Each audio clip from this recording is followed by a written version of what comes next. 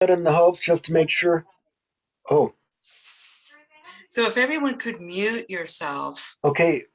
Welcome. Namaste. I'm certainly honored to be in this present company of these amazing light workers of the 144,000 Masters of Light who are here with me on this project of trying to realize God while in a human body. So I want to say just something.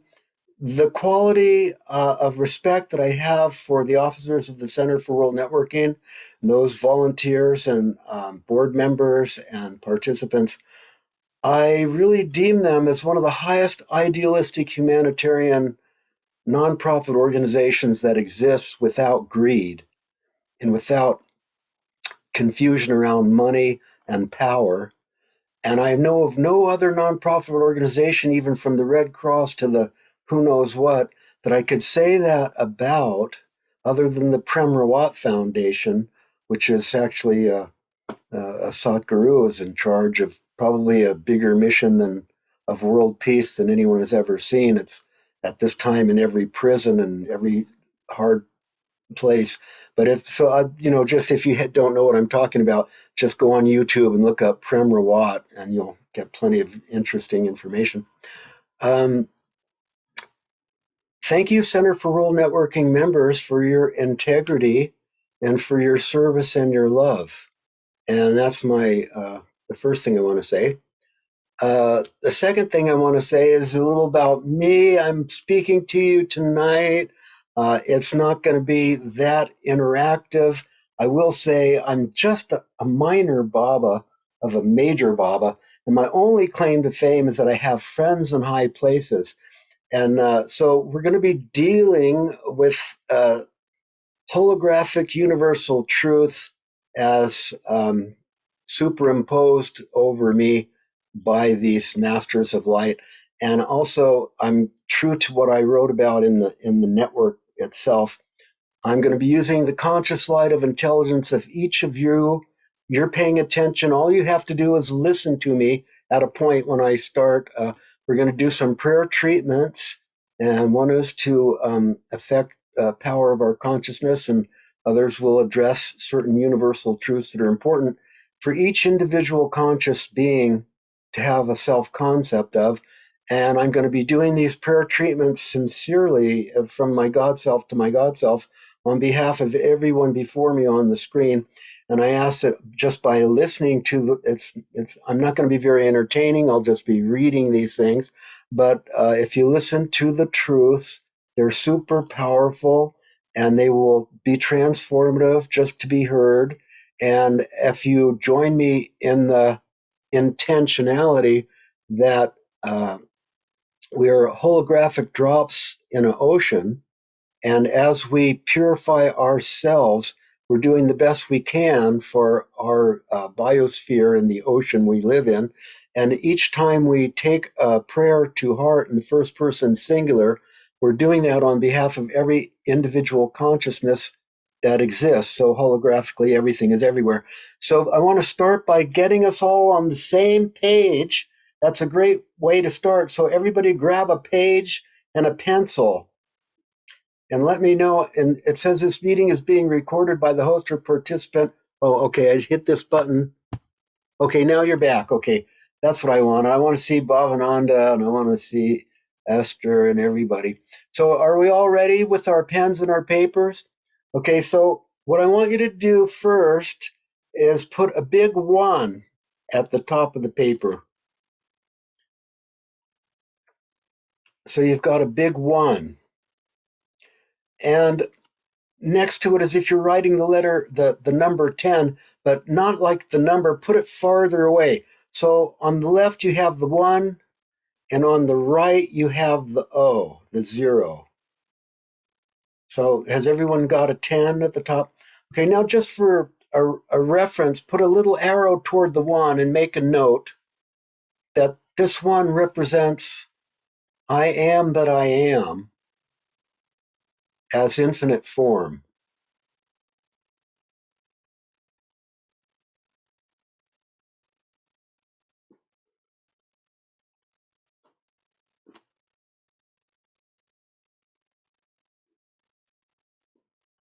I am that I am is infinite form. Everybody okay on that? Okay.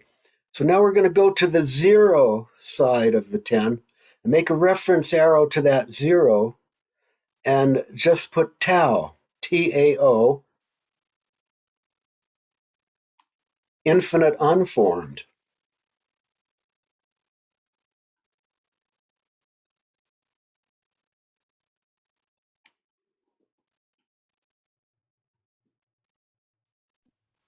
Jerry, Okay. I didn't understand Yeah.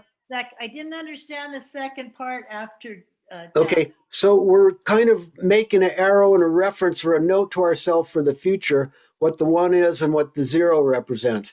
The 1 represents I am that I am as infinite form, and the 0 represents the tau as infinite formless.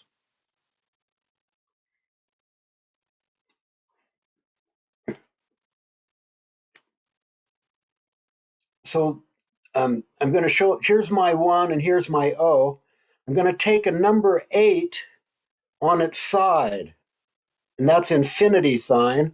And go around the 0 and the 1 with the infinity sign.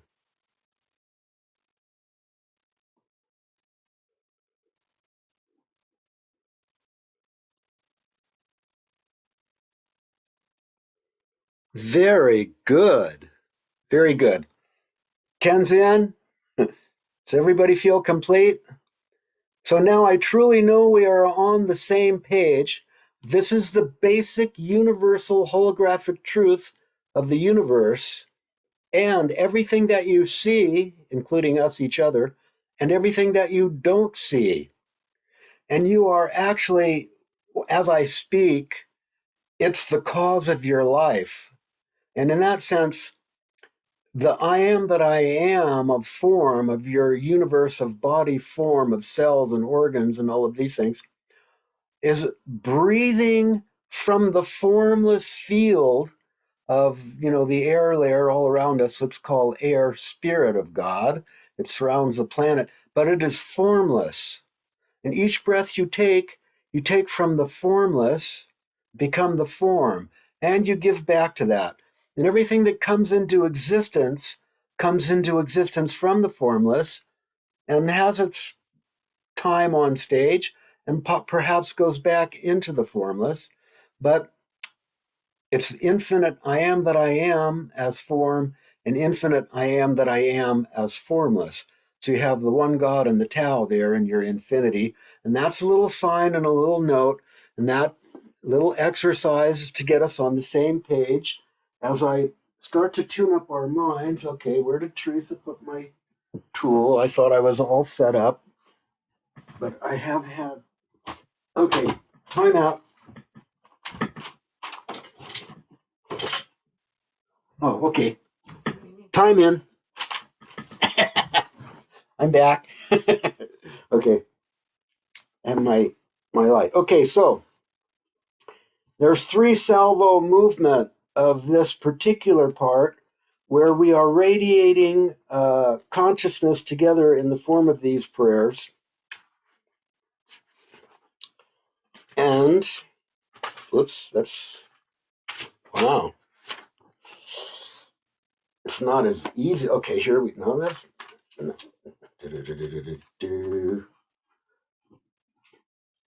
I'm sorry for the delay. There's 2. Ah, okay, here I am. So in the first person singular, we're sharing the form and formless I as chips off the old block. And so we're going to say 3 times in our own body minds, I have confidence in my understanding of the law. I have confidence in my understanding of the law. I have confidence in my understanding of the law. And I believe that no matter what experience I'm going through now, good will come of it.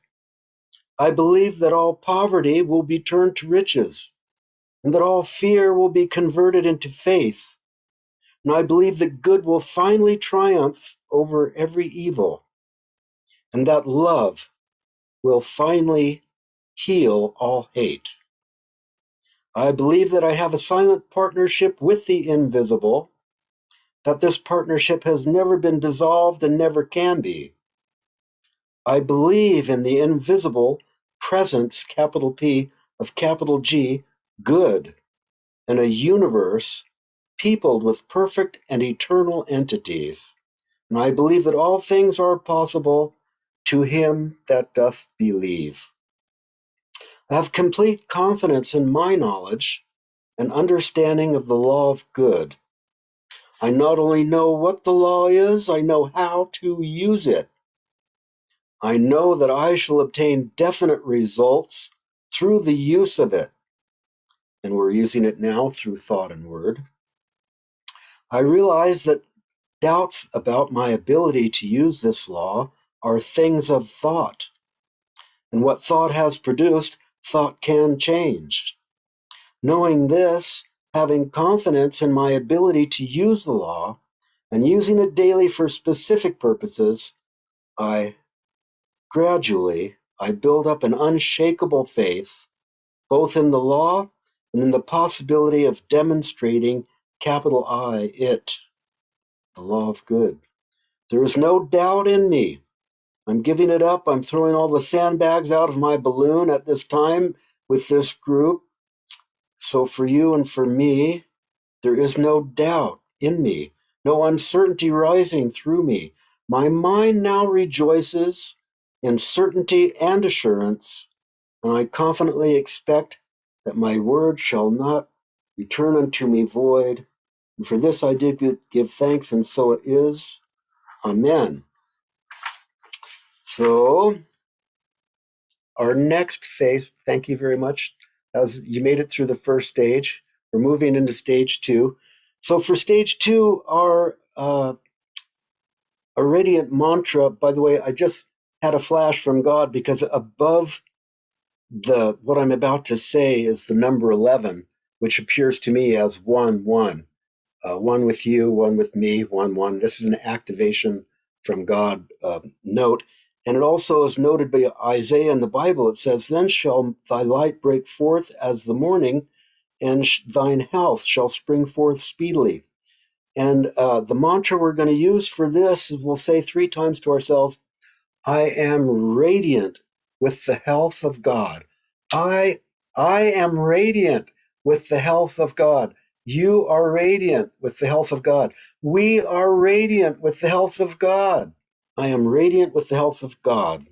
Okay, here we go. Whatever we identify ourselves with, we tend to become. Whatever we think about gradually becomes a subconscious pattern, always tending to manifest itself in our experience. Therefore, we should endeavor to identify our physical bodies with the spiritual reality, capital R reality, that is the very substance and essence of the physical being. We do not deny the physical body, but rather affirm that every organ and every action and every function of the physical body is radiant with the perfection of God, with the 1-0, you know. There is infinite form, infinite formless. We are that. There is an inner life of complete perfection that exists at the center of everything, and otherwise nothing could be, and we should identify ourselves with this perfect pattern of our being, claiming its reality in our experience and continuously knowing that we are animated by the capital L, capital S, living spirit. So just for living spirit, let's all take a deep breath. Living spirit. Both infinite form and infinite formless right there. Okay, I'm ready to go on. Today, that's today, tonight, right now, this heartbeat, this breath, you, me, we, I identify my body with the action of God, the radiant life of the divine, capital D, capital B, divine being. Today, I identify my body with the action of God, the radiant life of the divine being. And today, I identify my physical body with my spiritual body, claiming that they are one and the same. Therefore, I see that every organ and every action and every function of my body belongs to the rhythm of life, and it is part of the radiant presence of the living spirit. There is one divine circulation. We'll capitalize D, capitalize C, divine circulation. As you breathe in, as you breathe out in the living body temple that you are, that I am, flowing through everything, flowing through you right now, flowing through me right now. There is one infinite rhythm at the center of everything, and I am part of this perfect whole. This is perfect circulation, perfect assimilation, and perfect elimination for all that needs to be eliminated. And there is a perfection in every part of my being, body, mind, and spirit, and wholeness, and a completeness that is the oneness and the harmony of peace of the love of infinite being itself as that which I am, as the formless and the unformed. And this physical body is a temple of the living spirit that animates it and sustains it, rebuilds it after the image of its own perfection, and keeps it now in perfect health, in perfect harmony, and in perfect wholeness. And for this, we do give thanks. And so it is. Amen.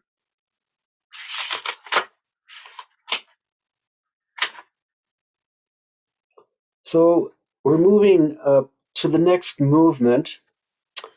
And our mantra for this movement is, I am endowed with the perfection of God. I am endowed with the perfection of God. You are endowed with the perfection of God. I am endowed with the perfection of God. And the numbers for this, I'm just because you guys are light workers, so I wouldn't take time to do this if it was Joe Public. But because you're the people who you are that I have here, I'm going to note that this chosen passage above it has a number, and the number is 1-6. And if you look at it from the point of view of 1-6 that I look at it, it's one like the one we started with, the infinite I am that is all, as everything in form, one, the one God. And the 6 represents the flower of life, or the 6-pointed star of David, which is actually a triangle up and a triangle down. Okay, so I'm not going to do this with you now, but if you have your pencil and your paper, I want you to do make a Star of David, inverted triangle, and a Star of David, up pointing triangle, down pointing triangle, and balance.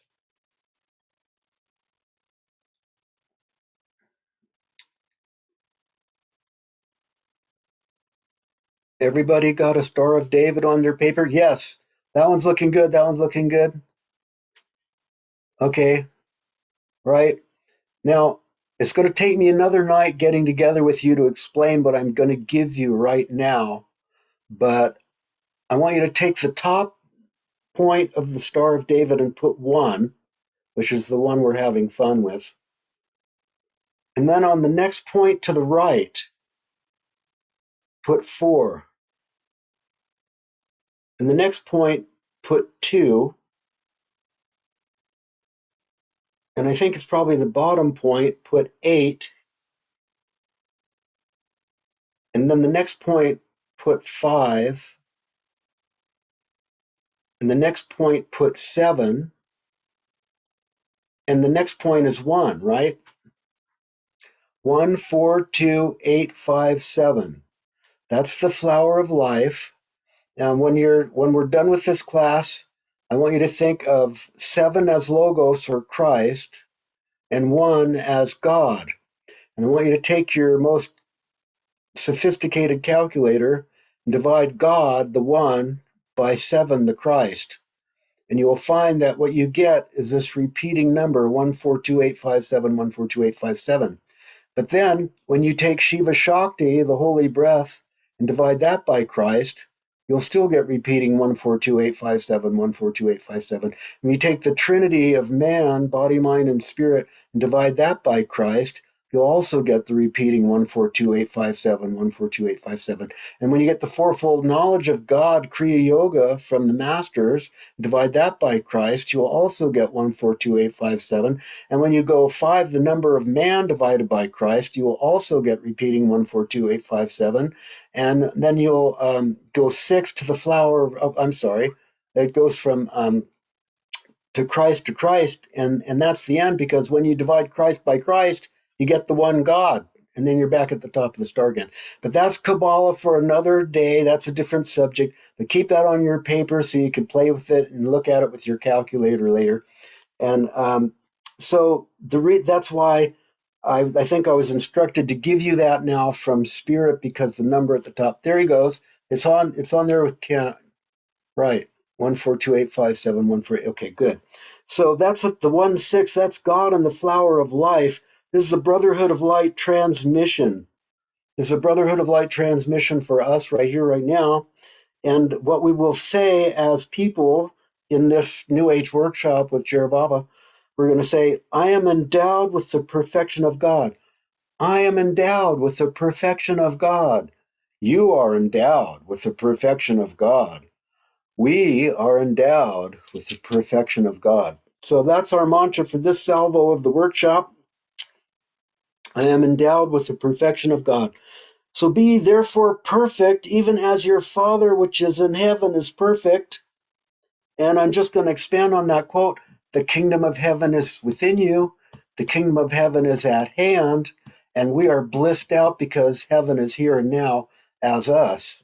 So what I'm going to say about that is, when Jesus said, be ye therefore perfect, even as your Father which is in heaven is perfect, he was telling us that there is a perfection at the center of all things, that which, when recognized, will then spring into being. We must learn to identify ourselves with this perfection, to so accept it that it is real to us, and to so live that it may be expressed through us. Every organ, every action, every function of our physical body is rooted in spiritual, capital P, perfection, from which it draws life. If this were not true, we cannot be here. No matter how imperfect or painful or discordant the appearances may be, there is still an underlying perfection, an inner wholeness, capital W, inner wholeness, a complete and perfect life which is God. Therefore, here and now and in this present company of this holy church, I say to my own physical body, and on behalf of all of your physical bodies, I say to my physical body, be perfect, because you already are perfect in the divine sight. There is capital O, capital L, one life. That capital L, capital G, that life is God. That life is perfect and whole, and that life is our life right now.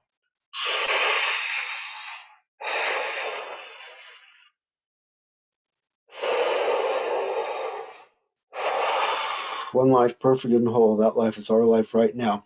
You are one with its peace, and you are one with its wholeness. And there is no inaction in this divine life. There is no stoppage, no hindrance, no obstruction to it. And whatever may seem to be to the contrary is false, for I am identifying my physical body and all of your physical bodies with the body of pure spirit. And I'm opening my mind as a channel for the realization of the capital D, capital P, divine presence. Opening my mind as a channel for the realization of the divine presence. And I affirm it and I accept it, and there is nothing in me that can deny it or reject it. Because God is perfect, I am perfect. Quietly, I affirm and reaffirm these simple statements until they sink into my consciousness and become a habit pattern of thought that is no longer rejected. With complete conviction, I accept the wholeness of the Spirit, and as I do so, I identify myself and everything that I am with the harmony and the perfection and the wholeness of the life of God. And for this we do give thanks, and so it is, amen. We'll have a 2-breath realization of what we just said.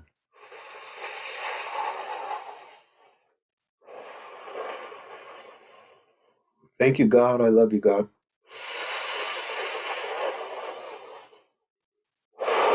Oh, I'm having so much fun. Okay, let me just check here. Uh-huh.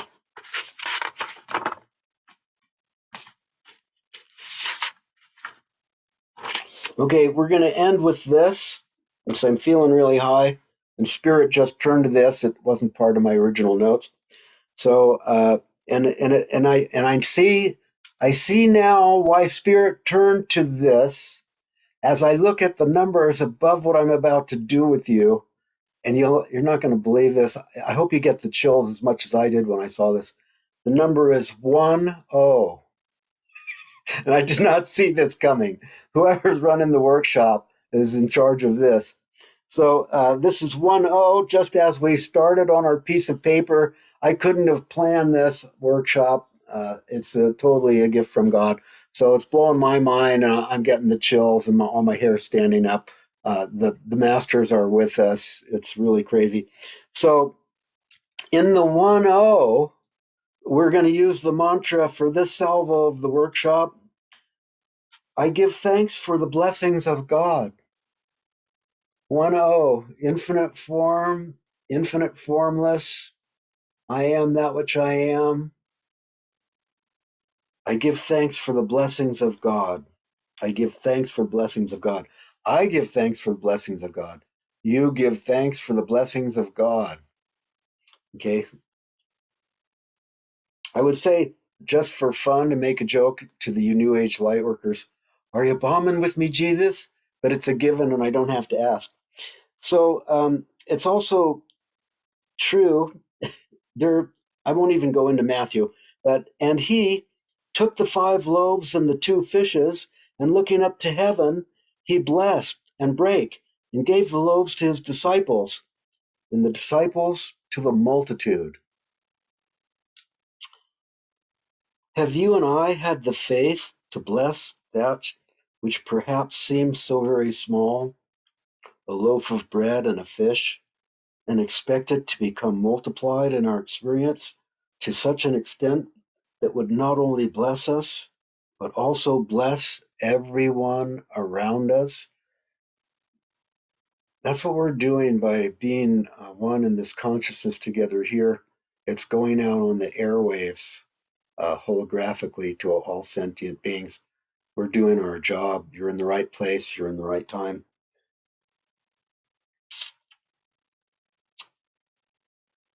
In our experience, such an extent that it would not only bless us, but also bless everyone around us.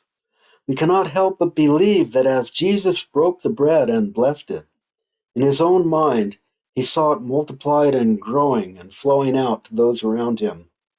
This is an example that we should follow, to bless what we have, recognizing that it flows from a limitless source, 10, and we are merely using it and distributing it. There is always more. The limitless resources of the Spirit are at our command, and the power of the infinite is at our disposal. We have as much to use as we know how to receive and take. But the taking is a thing of thought. The taking is a thing of the thought, the will, and the imagination. The way that we do things and co-create with the Father is through our thinking and will and imagination. And it is a thing of an inward feeling or interior awareness in that place where the mind has unified itself with the living Spirit. So today, as one with these, my blessed company, today I bless everything I have. I bless everyone around me. I bless these events that transpire in my life, particularly this one. and the conditions and situations that surround me. I bless everyone that goes out and everything that comes in. And I bless the formless as it comes into my body temple. And I bless the carbon dioxide that's leaving me as it joins the field and feeds the ecosystem. This holy breath is such a gift of love. I allow everyone now to take a moment and fall in love with gratitude for this life breath, for this opportunity to just breathe and need to do nothing else except breathe and listen to Jer right now. I bless everything that goes out and everything that comes in. I acknowledge an increase of right action in everything I do, say, or think.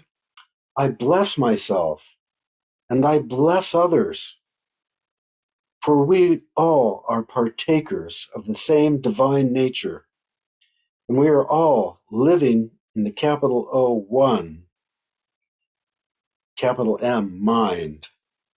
We are individualizing it, but we're all in the same mind. We're all drops in the same ocean. All animated by the same capital P presence. All the life breath is the same for you and the same for me. I get it from the formless where I am. You get it from the formless where you are. And thank God the formless is omnipotent and omnipresent, and the air layer is all over this planet. And we're all sustained by the one power, by this one holy breath that sustains the kingdom of heaven of love and peace within us in unlimited good. So bless the Lord, O my soul, and all that is within me, in joy and in love. My blessing rests on everything. My blessing goes out to everyone. In confidence and in peace, the blessings of God rest upon me, rest upon us, and rest upon our world by us being here now. And for this, we truly do give thanks. And so it is. Amen. Aho. So that is the work part of the workshop. Let's have 3 holy breaths together, maybe internal but not verbal Om.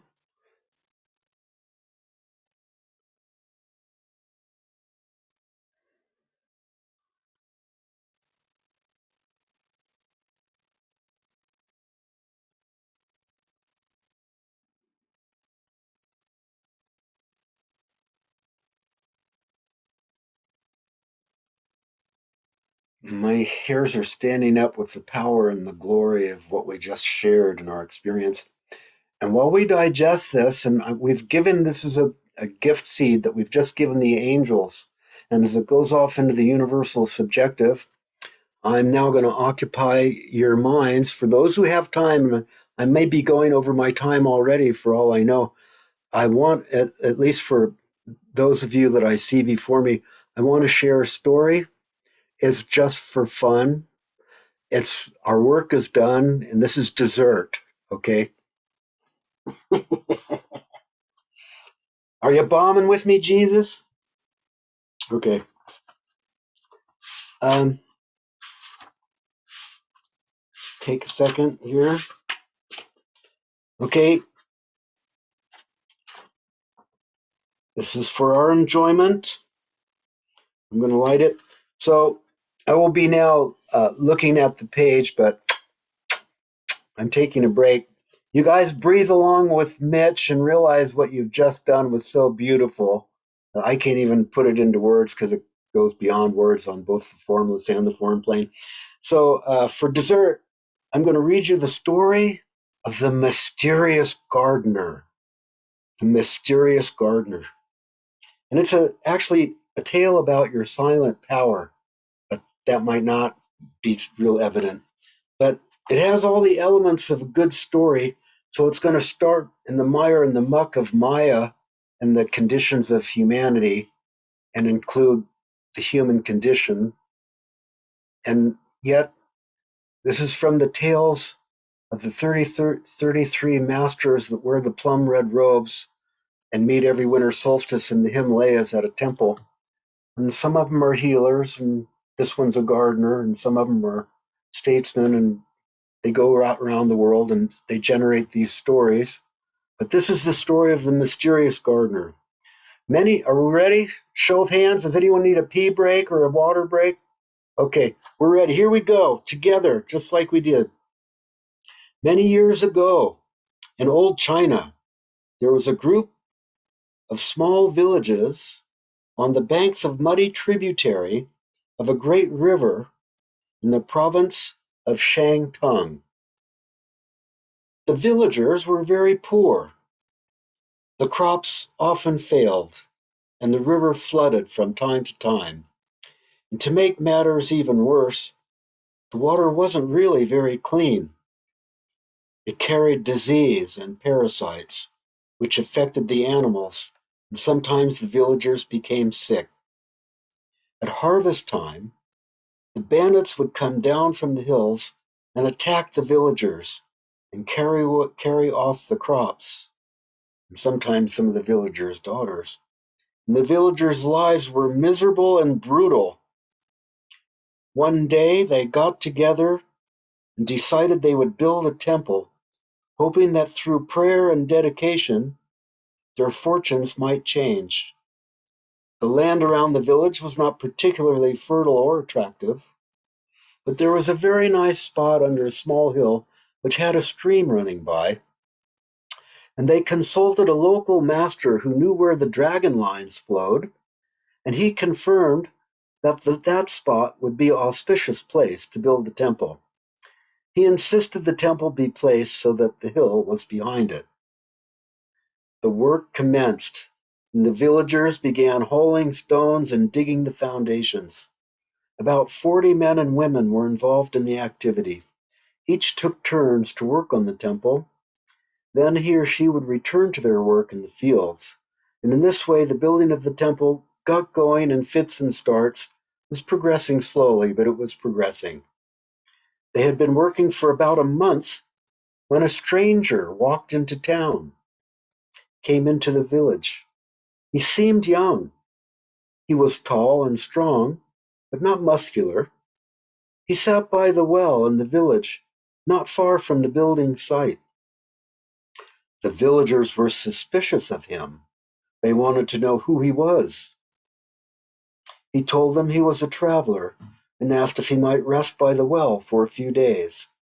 He assured them he would cause no trouble. The stranger hardly ever spoke, except to exchange pleasantries with those who came to fetch water. He sat by the well for 3 days, watching the villagers building their temple. Finally, he asked one of them what were they building. And the villager told him their tale of woe, saying how the people had decided to build a temple, hoping that it might bring them a better fortune. And the stranger nodded as if approving. A short silence hung in the air, and then the villager returned to work. And the stranger's presence soon became the talk of the village. They wondered who he was. Some said he must be a sage. Others disagreed, saying that he looked too young to be a wise man. The stranger was dressed in an unconventional way, and this gave rise to further discussion and speculation. He carried a long sword strapped across his back, and he wore protective clothing made of leather. His jerkin was studded with metal on the chest and on the shoulders. The rest of his clothes were that of a peasant, with one exception. Around his waist, big clue here, around his waist was tied a silk sash. It was wound around him several times and knotted at the hip. From there it hung down to his right, almost to his knee. The sash was plum red in color.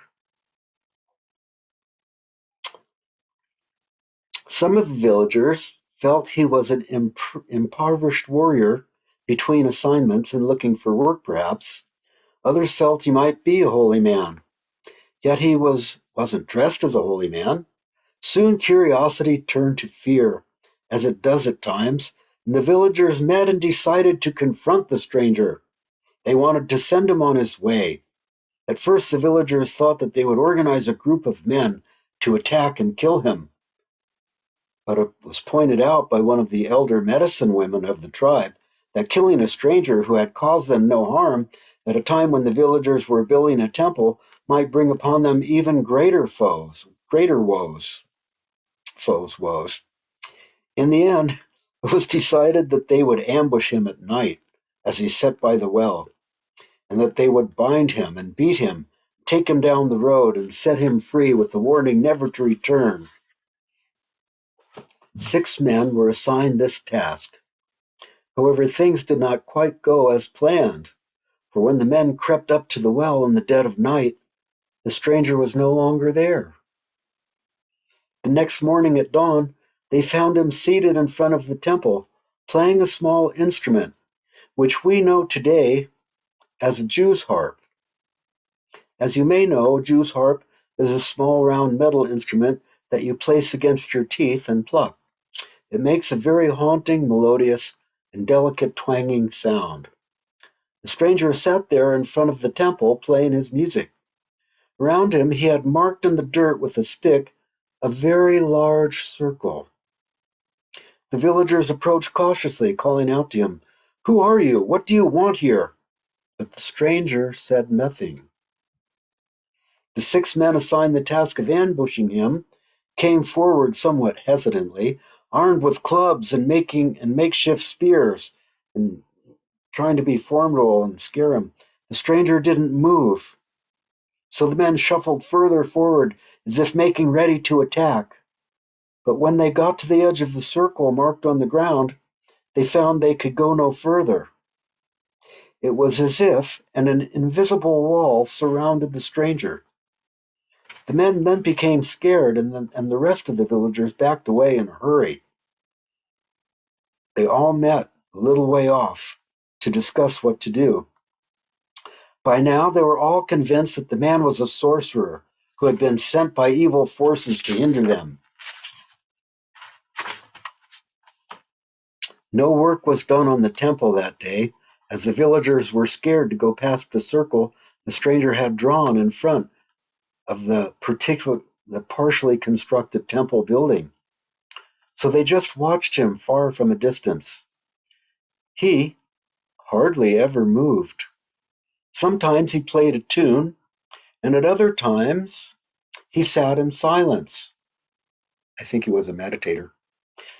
By dusk, they could bear it no longer, and one man was given the task of speaking to the stranger. The spokesman shuffled forward to the edge of the circle, and he had with him a bowl of rice. He bowed humbly and politely and called out, saying, Stranger, I have a bowl of rice here for you. We want to ask you a few questions." The stranger says, "How many questions?" asked the stranger. Hurriedly, the spokesman counted on his fingers. "4 questions, sir," he answered politely. The stranger rose from his place in the center of the circle, came over to the edge where the village spokesman was kneeling, holding out the bowl of rice. And the stranger bowed and took the bowl, and the villager said, "We want to know your name. How old are you? Where are you from? And what is your occupation?" The stranger squatted at the edge of the circle, eating his rice and saying nothing. The spokesman knelt outside the circle, waiting for the answers. And when the stranger had finished eating, very consciously, he said, "I will answer 3 of your 4 questions. I am 33 years old," little hint. "I am from the mountains that are beyond the Western Ocean, and I work as a gardener." As he spoke, the villager noticed for the first time that the stranger's voice had a strange and eerie quality about it. It was soft and lilting. His words were spoken with an odd cadence that gave the impression that he was talking and singing at the same time. It was a bit like a version of the plain song, sometimes called plain chant, that on occasions you may have heard in church. The spokesman rushed back to the others to report his findings. There was a cackle of confusion as everyone talked at once. Is he really 33? They wondered. He seemed far too mature to be only 33. Everyone knew that the land beyond the Western Ocean was a land inhabited by ghouls and demons. Was he a demon? He didn't seem evil. No one believed that he was just a gardener. Night fell. The stranger sat in his circle and played his tunes. Sometimes he sang and sometimes he played, and the villagers liked the music, so they sat at a distance listening. He played his tunes most of the night. The next day, the village spokesman approached him again with a bowl of rice, and the stranger took the rice and said, "Now I will ask you some questions. What are you building over there?" "A temple, sir," answered the spokesman. "Where are the gardens?" asked the stranger. "We have no gardens planned," answered the villager. "We are poor. It is as much as we can do to pay for the materials of the building." The stranger leaned forward and said in his mystical, singing, chanting, quiet little sing-song voice, quote, "A temple without a garden is like a songbird without a voice." Then there was a long pause.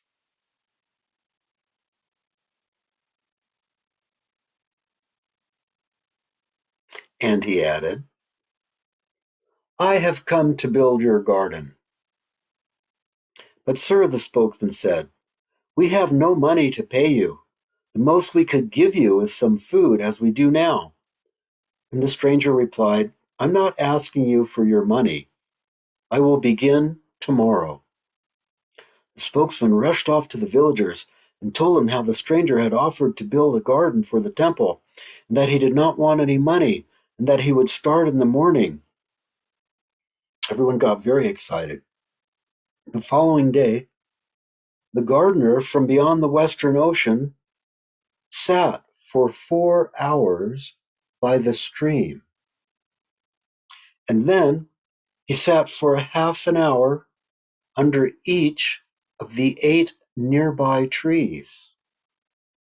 At dusk, he returned to his circle and played music with his little mouth harp. The villagers brought him rice. The day after that, the gardener sat all day by some rocks, returning again at dusk to his circle to eat. And on the third day, he lay face down on the ground. It seemed as though he were praying. He did that all day, and once again the villagers brought rice. On the fourth day, he just sat and meditated in front of the temple. On the fifth day, the villagers were now grumbling. "He says he's a gardener and we feed him every day, and he hasn't turned one sod of earth in 5 days. He's a fraud. He knows nothing about temple gardens. Let us be rid of him." And the poor long-suffering spokesman was dispatched once more, and calling to the gardener from outside the circle, he said, "Gardener, we need to talk to you. We need to know why you are not working." And the gardener came over to the edge of the circle, and he knelt down quietly, down opposite the spokesman, bowing to him politely. He took his bowl of rice, and he paused. And then he said, "I am working. On the first day, I sat by the stream to talk to the spirit of the water to see which way it might prefer to be directed. Then I entered into each of the 8 big trees, and I sat and talked with the spirit of each tree to see which might be cut down and used and which should be left standing. Then I had to make a friendship with the rocks and look at them closely in a special way so I could decide which way they might best be placed. Then I had to think for a while and take note of every leaf on every tree. And knowing which were deciduous and which were evergreen, I had to calculate exactly how the leaves would fall when autumn comes. Then I visited with the spirits of the air, those that are familiar with this place, and I discussed with them what directions they might choose when the late afternoon storms of summer are upon us. One needs to know these things. Then I wondered, measuring in my mind, knowing now the wind and its intention, how the snows of winter will lay upon the temple and its garden. And I thought it best to twist the alignment of the garden slightly so its main features face more towards the south.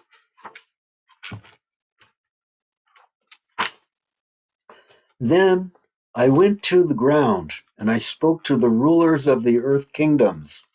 And it was decided at that meeting that the earth mounds should be to the east and the rock piles to the west. The stream would be requested to flow over the rocks. This will freshen the air and please the air spirits, without whose cooperation we would surely be in difficulty. And then I played my little harp, talking to the birds to see which way they might respond to the disturbance created here. Then I flew along the dragon lines that pass invisibly through this place, and I realized that there is a very powerful dragon line that passes through the temple and flows directly through the middle of the garden, providing, of course, that we align the garden over the large circle that I have already drawn on the ground.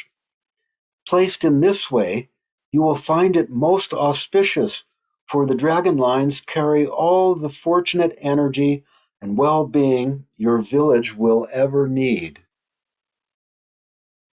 Then the gardener talked a bit about the interplay of invisible energies and the way they can knot up a place or liberate it, depending on how they are understood and treated. But seeing that the village spokesman was now a bit overwhelmed and rather lost, the gardener fell slowly through his sing song cadence towards silence and his rice bowl. The spokesman rushed back to the villagers, his knobby knees pumping up and down. He was a most energetic little chap, and really rather likable in a simple and honest way. And when he told the villagers what the gardener had said, they all calmed down. They felt better now. They were sure that the stranger was not a demon. Some even said that he must be a great sage, yet they were still puzzled as to why he looked so young. Traditionally wise people were very much older than 33. And the next day, the gardener began in earnest. He felled a large tree and stripped its bark and all its branches. Then he called to the spokesman and 3 men to carry the tree into the circle. 2 of the men lifted one end a few inches off the ground, but it was so heavy they had to drop it. Then the other 2 men tried to do the same thing at the other end of the tree, with the same result. 4 more men were called. After a great struggle and a lot of huffing and puffing, the 8 men finally moved the tree to the edge of the circle. Meanwhile, the gardener stood to one side and watched. Of course, once at the edge of the circle, they could not proceed any further, so they laid the tree trunk on the ground, and one of the men asked the gardener how they might continue to the center of the circle where the tree was needed. The gardener walked slowly over to the tree trunk, and straddling it 1 foot on one side and the other foot on the other side, he bent down low so that his mouth was almost touching it. Maybe it looked like he was kissing the tree. He then began making a strange clicking sound with his tongue, and shortly thereafter you could hear strange noises all around. It seemed as if the noise hung in the air, suspended in and around the tree trunk, and it was much like the sound of snapping twigs. And the villagers stepped back, wondering what the heck is happening. The gardener went to one end of the tree trunk, and placing his hands between the tree and the ground, He lifted that end up effortlessly as if it were light as a feather. Sliding his hands along the trunk, he came to the middle, and from there he hoisted it up, taking the enormous weight of the tree on his shoulders, and he then walked slowly into the center of the circle and put the tree carefully where he wanted it. The villagers were amazed.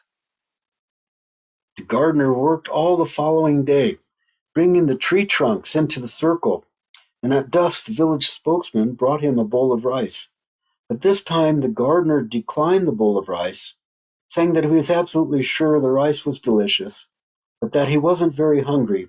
Perhaps one of the others might be glad of a bit extra. On the second day, the gardener moved rocks, and again all day, and politely at dinner he declined any food, saying that he felt a little too tired to eat, and that the food should be given to one of those who had worked on the temple. On day 3, he toiled all day moving earth. Once more he declined to eat and suggested that the extra rice might be shared with the children. Each day the gardener lifted heavy logs and rocks.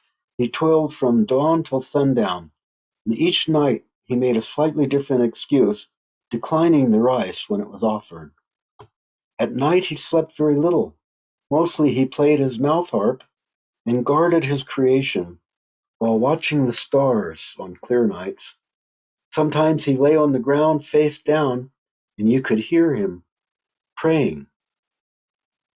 After a week or so, the garden was taking shape.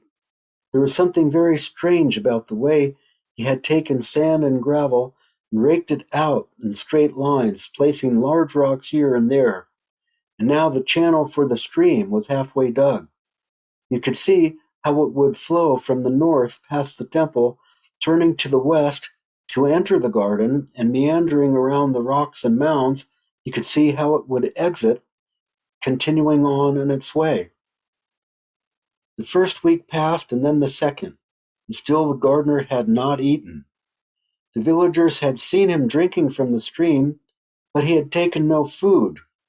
They felt that he would soon expire, as no one can take on such heavy work continuously and not eat for weeks on end.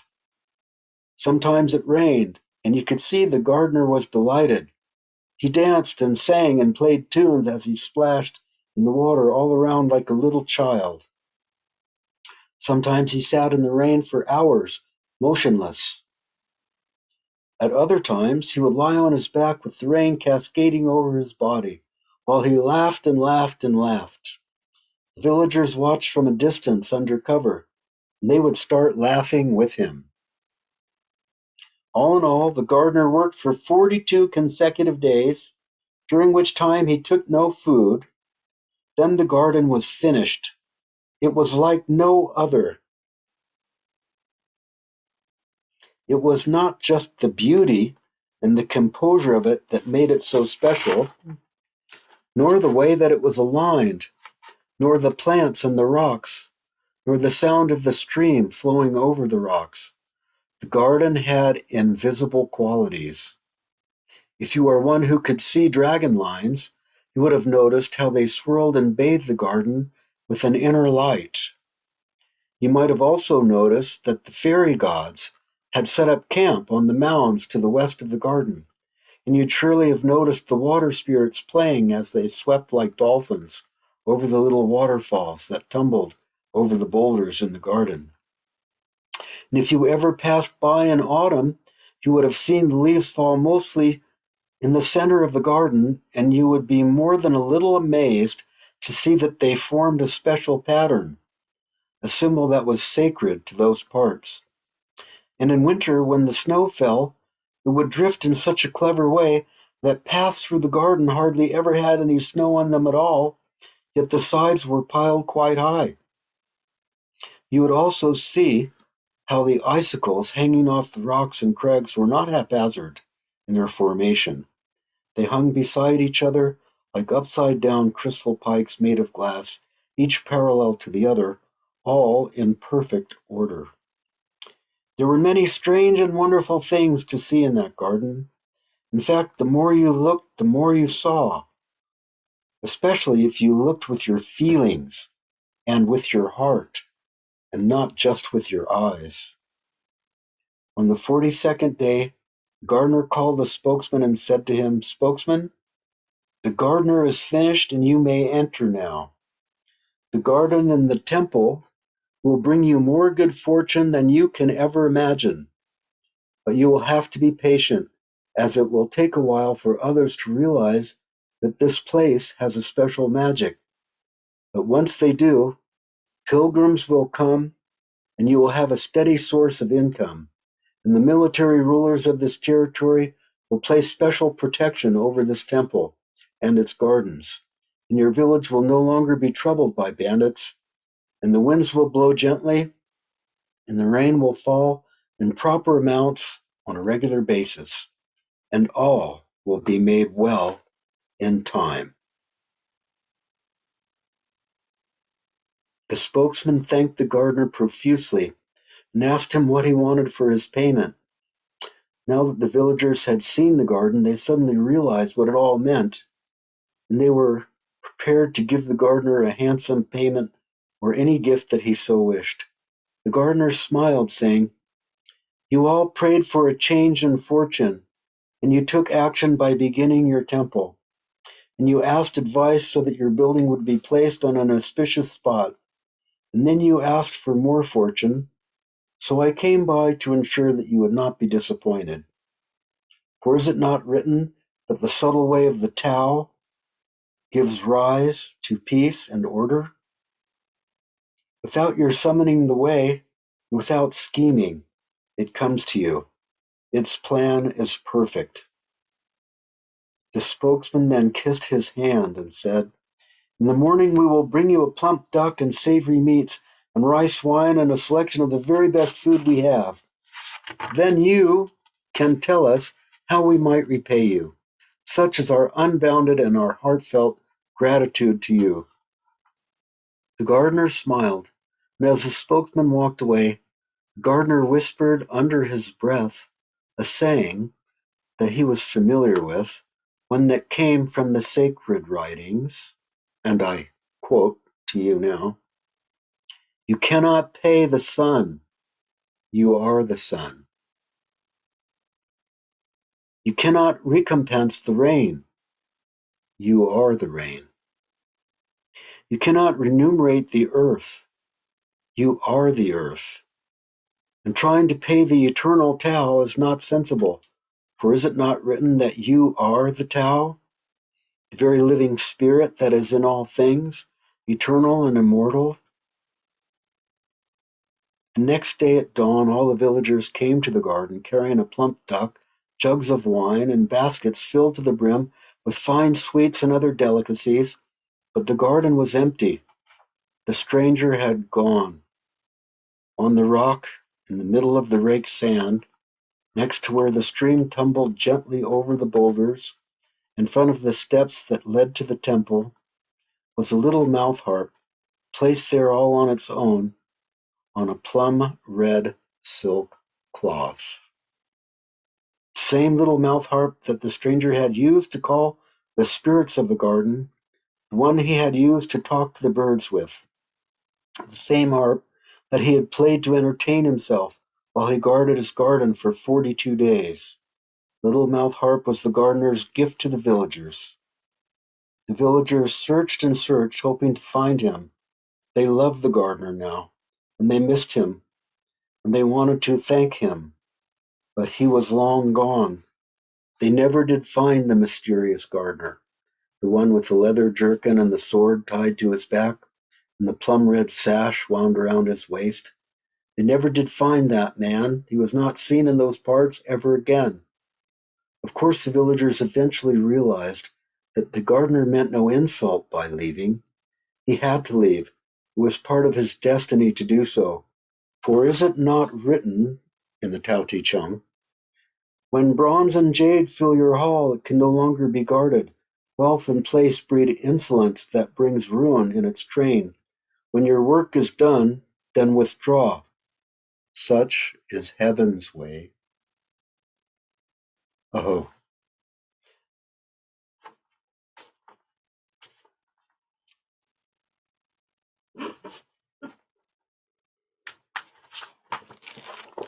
if anybody has questions.